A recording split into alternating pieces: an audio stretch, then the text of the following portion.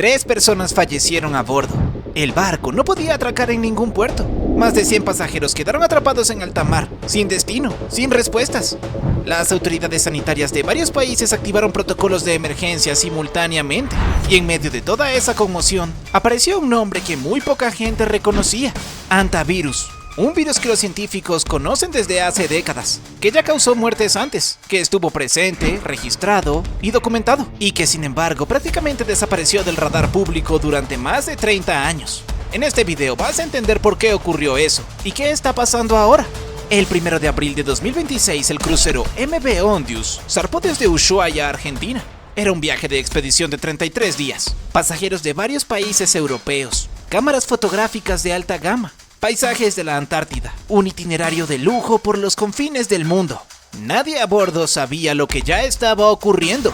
Semanas después, en alta mar, los primeros pasajeros comenzaron a presentar síntomas: fiebre, dolor muscular intenso, dificultad para respirar. El cuadro avanzó rápido, demasiado rápido. Un pasajero fue evacuado de emergencia en helicóptero hacia Johannesburgo, en estado crítico. Otros 2 fallecieron a bordo. Luego llegó una tercera muerte. El barco intentó atracar en Praia, capital de Cabo Verde. Las autoridades portuarias lo rechazaron. Siguió navegando. Otros puertos hicieron lo mismo.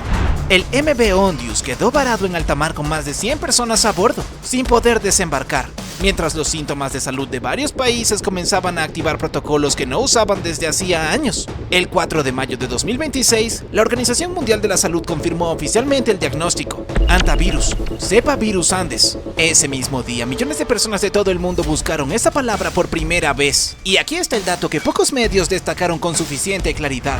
El barco había partido de la Patagonia, Argentina, una de las regiones del planeta donde ya esta cepa específica circula de forma endémica. Los primeros infectados probablemente ya llevaban el virus dentro cuando subieron al barco, durante el periodo de incubación, sin síntomas, sin saberlo, sin que nadie pudiera detectarlo. El crucero no fue el origen del brote, fue el escenario donde se reveló. Y esa diferencia lo cambia todo, porque explica lo que viene después. El hantavirus no es nuevo, no apareció en 2026, no surgió de un laboratorio ni de ningún mercado.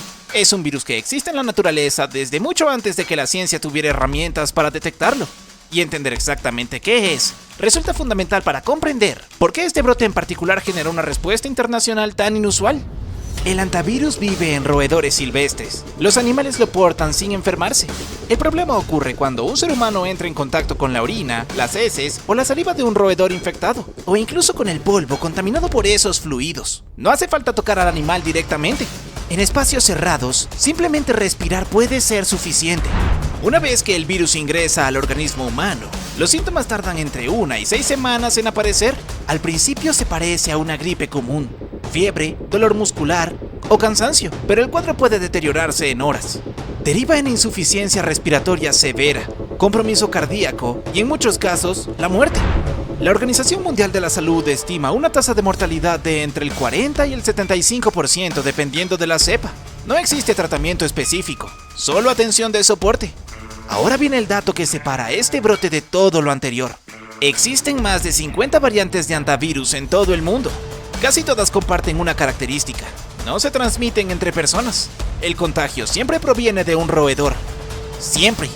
Excepto en un caso, la cepa llamada virus Andes, presente exclusivamente en el cono sur de América. Es la única variante conocida en el mundo con capacidad documentada de transmitirse de persona a persona. Es endémica de la Patagonia argentina y chilena. Y es, exactamente, la cepa que se identificó en el crucero MV Ondius. Eso no es un detalle menor. Es la razón por la que este brote se comportó de forma distinta a todos los anteriores. Entonces, si este virus existe desde hace décadas, si ya mató personas antes, si los científicos lo conocían, ¿por qué casi nadie sabía su nombre hasta hace unos días? La respuesta está en los registros oficiales, y es más concreta de lo que parece. En 1993, en la región de Four Corners, en el suroeste de Estados Unidos, una serie de muertes inexplicables encendió la alarma. Personas jóvenes, sin enfermedades previas, fallecían en cuestión de días por insuficiencia respiratoria severa. Las autoridades sanitarias no encontraban la causa. Fue el CDC, los Centros para el Control y Prevención de Enfermedades en Estados Unidos, quien identificó un virus hasta entonces desconocido en el continente americano. De 33 casos confirmados ese año, 17 terminaron en muerte, una tasa de mortalidad del 52%, y el mundo prestó atención. Por un tiempo. Luego los casos cayeron, y la explicación está documentada. El brote de 1993 estuvo directamente vinculado a un fenómeno de El Niño ocurrido entre 1991 y 1992, que alteró condiciones climáticas de la región y disparó las poblaciones de roedores silvestres. Cuando el clima se estabilizó, los roedores disminuyeron. Los casos también. El virus no desapareció. Las condiciones que lo amplificaban, sí. Y como no se transmitía fácilmente entre personas, dejó de ser una amenaza visible. Dejó de generar titulares. Dejó de existir en la memoria colectiva. En 1995 se identificó la cepa Virus Andes en Argentina. En 1996 produjo un brote en la Patagonia donde fallecieron médicos que habían atendido a pacientes infectados. La primera evidencia documentada de transmisión entre humanos. Ese episodio tampoco sostuvo la atención internacional.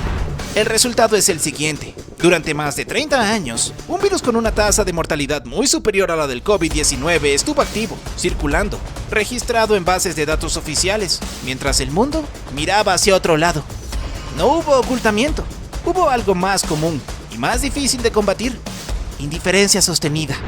Cuando un evento sanitario ocupa los titulares, la cobertura mediática tiende a concentrarse en los números inmediatos.